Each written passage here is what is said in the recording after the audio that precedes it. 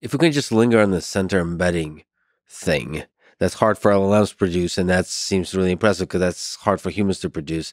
And how does that connect to the thing we've been talking about before, which is the dependency grammar framework in which you view language, and the finding that short dependencies seem to be a universal part of language? So why is it hard to complete center embeddings? So what I like about dependency grammar is it makes the cognitive cost associated with longer distance connections very transparent. Basically, it turns out there is a cost associated with producing and comprehending connections between words which are just not beside each other. The further apart they are, the worse it is. And according to, well, we can measure that, and there is a cost associated with that. Can you just linger on what do you mean by cognitive cost? Sure. And how do you measure it? Oh, well, you can measure it in a lot of ways. The simplest is just asking people to say whether, how good a sentence sounds. We just ask. That's one way to measure. And you try to triangulate then across sentences and across structures to try to figure out what the source of that is. You can look at reading times in controlled materials, and so in certain kinds of materials and then we can measure the dependency distances there. There's a recent study which looked at, we're talking about the brain here. We could look at the language network, okay? We could look at the language network, and we could look at the activation in the language network and how big the activation is depending on the length of the dependencies. And it turns out in just random sentences that you're listening to, if you're listening to, so it turns out there are people listening to stories here, and the longer the dependency is, the stronger the activation in the language network. And so there's some measure.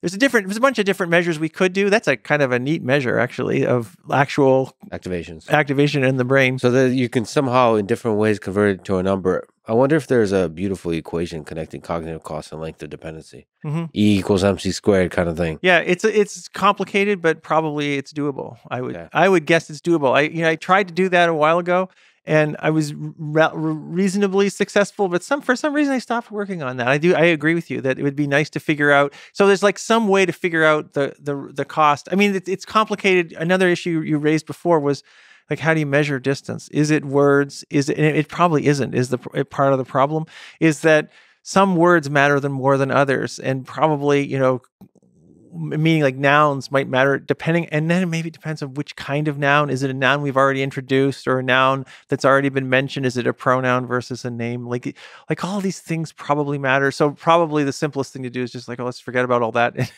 and just think about words or morphemes. For sure, but there might be a kind there might be some insight in the kind of function that fits the data, meaning a quadratic, what.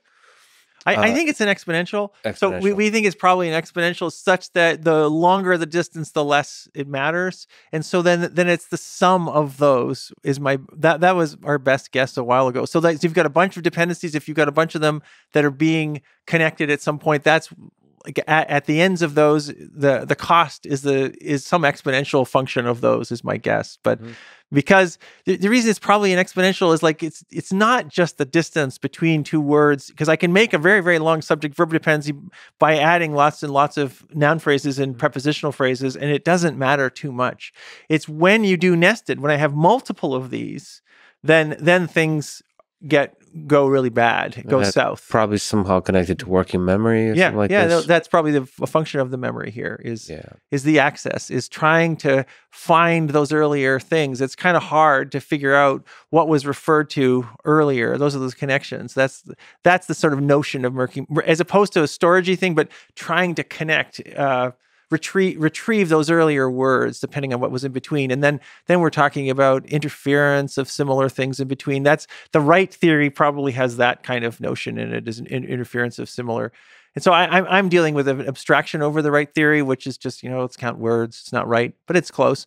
And then maybe you're right, though. There's some sort of an exponential or something to figure out the total, so we can figure out a function for any given sentence in any given language. But it's funny, people haven't done that too much, which I do think is I I'm interested that you find that interesting. I really find that interesting, and a lot of people haven't found it interesting, and I don't know why I haven't got people to want to work on that. I really like that too. No, that's a beautiful idea, and the underlying idea is beautiful. That there's a cognitive cost that correlates with the length of dependency. It feels like it's a deep. I mean, language is so fundamental to the human experience, and this is a nice, clean theory of language, where it's like, wow, okay, so like we like our words close together. The dependent words close together. Yeah, that's why I like it too. It's so simple. The simplicity it's of the so theory, simple, man. and yet it explains some very complicated phenomena. If I write these very complicated sentences, it's kind of hard to know why they're so hard, and you can nail it down. I can do give you a math formula for why each one of them is bad and where, and that's kind of cool. I think that's very neat. Have you gone through the process? Is there like you take a piece of text and then simplify, sort of like there's an average length of dependency, and then you reduce it and see comprehension on the entire, not just a single sentence, but you go from James Joyce to Hemingway or something.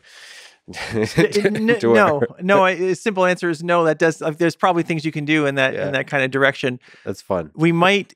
We're going to talk about legalese at some point. Yes. And so maybe we'll talk about that kind of thinking with applied to legalese. But let's talk about legalese, because you mentioned that as an exception, which is taking tangent upon tangent. That's an interesting one. You give it as an exception. It's an exception. That you say that most natural languages, as we've been talking about, have local dependencies, with one exception, legalese. That's right. So what is legalese, first of all? Oh, well, legalese is what you think it is. It's just any legal language. I actually know very little about the kind of language that lawyers use. So I'm just talking about language in laws and language in contracts. Got it. So the stuff that you have to run into, we have to run into every other day or every day, and you skip over because it reads poorly, or partly it's just long, right? There's a lot of text there that we don't really want to know about, and so. But the thing I'm interested in, so I've been working with this guy called Eric Martinez, who is he was a lawyer who was taking my class. I was teaching a psycholinguistics lab class I have been teaching it for a long time at MIT, and he was a law student at Harvard, and he took the class because he had done some linguistics as an undergrad, and he was interested in the problem of why legalese sounds hard to understand. Why, and so why is it hard to understand, and why do they write that way if it is so hard to understand? It seems apparent that it's hard to understand. The question is, why is it? And so we didn't know, and we did an evaluation of a bunch of contracts. Actually, we just took a bunch of sort of random contracts, because I don't know, there's contracts and laws might not be exactly the same, but contracts are kind of the things that most people have to deal with most of the time. And so that's kind of the most common thing that that adults in our industrialized society have to deal with a lot. And so that's what we pulled, and we didn't know what was hard about them, but it turns out that the way they're written is very center embedded, has nested structures in them. So it has low frequency words as well. That's not surprising. Lots of texts have it does have slightly lower frequency words than other kinds of control text, even sort of academic text. Legalese is even worse. It is the worst that we were able to find. You just revealed a game that lawyers are playing. They're optimizing a different. Well, it's interesting. Now you're getting at why, and I don't think so. Now you're saying they're doing it intentionally. I don't think they're doing it intentionally. But let's it's an emergent phenomenon. Okay, yeah. Right. We'll get to that. We'll get to that. And so, but we wanted to see why. So we see what first, as opposed. So because it turns out that we're not the first to observe that legalese is weird. Like back to Nixon had a Plain Language Act in 1970, and Obama had one, and a lot of these, a lot of presidents have said, we've got to simplify legal language, must simplify it. But if you don't know how it's complicated, it's not easy to simplify it. You need to know what it is you're supposed to do before you can fix it, right? And so you need a psycholinguist to analyze the text and see what's wrong with it before you can fix it. You don't know how to fix it. How am I supposed to fix something I don't know what's wrong with it? And so what we did was that's what we did. We figured out, we just took a bunch of contracts, had people, and we encoded them for a bunch of features. And so another feature one of them was center embedding. And so that is basically how often a a clause would intervene between a subject and a verb, for example. That's one kind of a center embedding of a clause, okay? And turns out they're massively center embedded. Like, so I think in random contracts and in random laws, I think you get about 70% or 80, something like 70% of sentences have a center embedded clause in them, which is insanely high. If you go to any other text, it's down to 20% or something. It's so much higher than any control you can think of, including people think, technical academic text. No, people don't write center embedded sentences in technical academic text. I mean, they do a little bit, but it's on the 20%, 30% realm as opposed to 70. And so there's that, and there's low frequency words. And then people, maybe it's passive. People don't like the passive. Passive, for some reason, the passive voice in English has a bad rap, and I'm not really sure where that comes from. And there is a lot of passive in there's much more passive voice in legalese than there is in other texts. The passive voice accounts for some of the low frequency words. No. Those are separate. Those are separate. Oh, so passive voice sucks. These are low frequency words sucks. Well, sucks is different. So these are different. That's a judgment on passive. Yeah. Drop the judgment. It's just like these are frequent. These are things which happen in legalese text. And then we can ask. Yeah. The dependent measure is like how well you understand those things with those features. Yes. Okay. And so then, and it turns out the passive makes no difference. So it has a zero effect on your comprehension ability, on your recall ability. No, nothing at all. That has no effect. The words matter a little bit. They do. Low frequency words are going to hurt you in recall and understanding. But what really hurts is the center embedding. That kills you. That slows people down. That makes them very, very poor at understanding.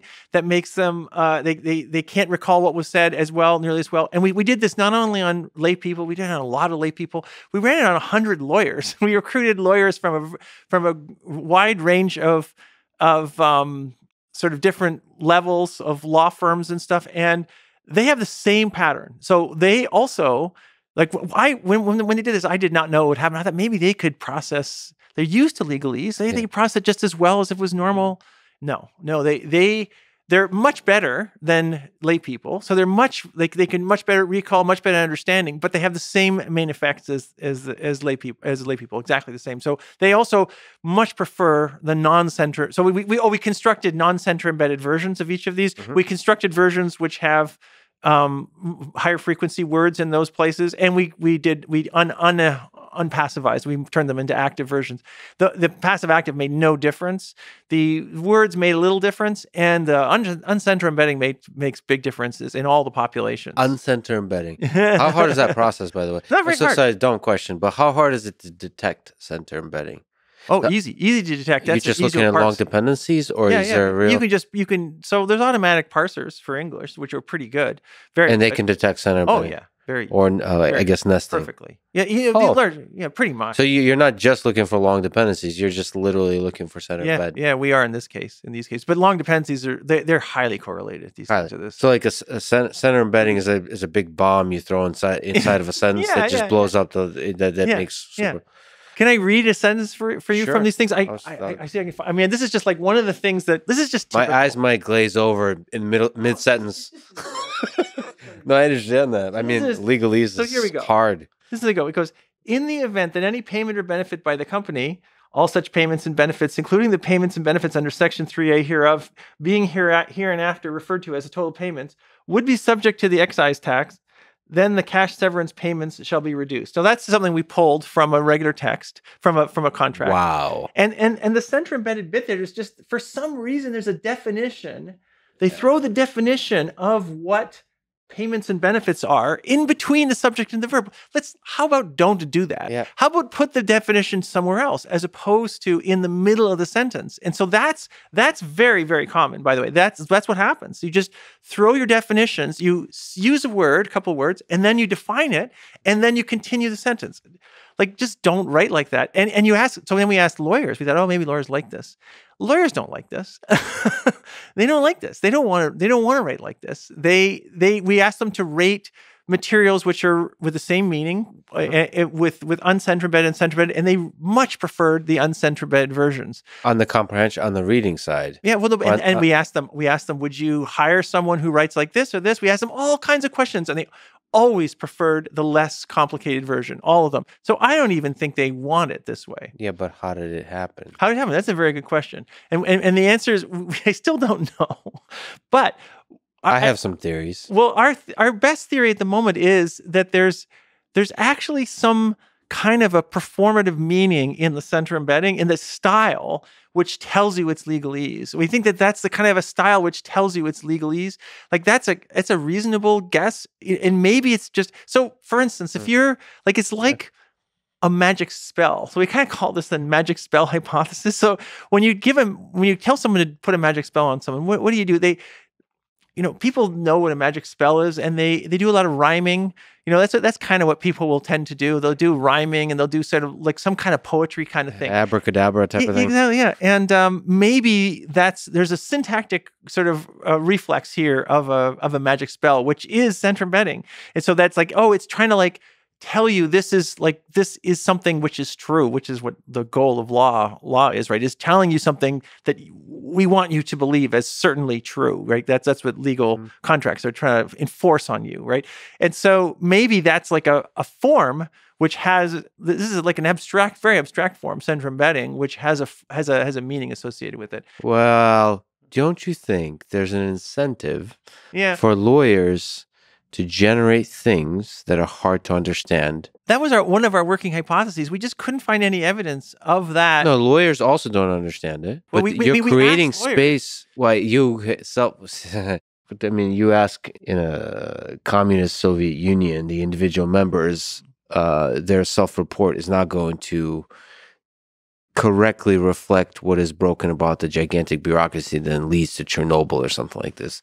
I think the incentives under which you operate are not always transparent to the members within that system. Yeah. So like, it just feels like a strange coincidence that like there is benefit if you just zoom out and look at the system as opposed to asking individual lawyers, that making something hard to understand is going to make a lot of people money. Yeah.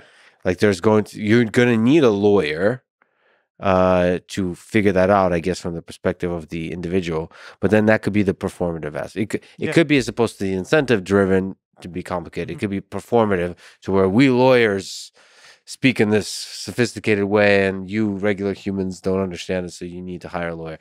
Yeah, I don't know which one it is, but it's suspicious. Suspicious that it's hard to understand and that everybody's eyes glaze over and they don't read. I'm suspicious as well. I'm still suspicious. And I hear what you're saying. It could be kind of no individual, and even average of individuals, it could just be a few bad apples in a way which are driving the effect in some way. Influential bad apples at the sort of that everybody looks up to or whatever. They're like central figures in how, But it is kind of interesting that among our 100 lawyers, they did not share. They didn't want this. That's fascinating. They really didn't like it. And so it and they weren't better than regular people at comprehending it. Or they were on average better. But they had the same difference. The same difference. Exact same difference. So they wanted it fixed. So they also, and so that gave us hope that because it actually isn't very hard to construct a material which is uncenter embedded, has the same meaning. It's not very hard to do. Just basically in that situation, you're just putting definitions outside of the subject-verb relation in that particular example. And that's pretty general. What they're doing is just throwing stuff in there, which you didn't have to put in there. There's extra words involved. Typically, you may need a few extra words sort of to refer to the things that you're defining outside in some way, because if you only use it in that one sentence, then there's no reason to introduce extra terms. So we might have a few more words, but it'll be easier to understand. So I mean, I have hope that now that maybe we can make legalese less convoluted in this. So maybe way. the next president of the United States can, instead of saying generic things, say exactly. I ban center embeddings and make Ted the language czar of the United States. Eric. Okay. Martinez is the guy you should really put in there. Yeah. I mean, but center embeddings are the bad thing to have. That's right. So if you get rid of that, that'll do a lot of it. That'll fix a lot. That's fascinating. Yeah, that is so fascinating. Yeah. And it is really fascinating on many fronts that humans are just not able to deal with this kind of thing, and that language, because of that, evolved in the way it did. It's fascinating.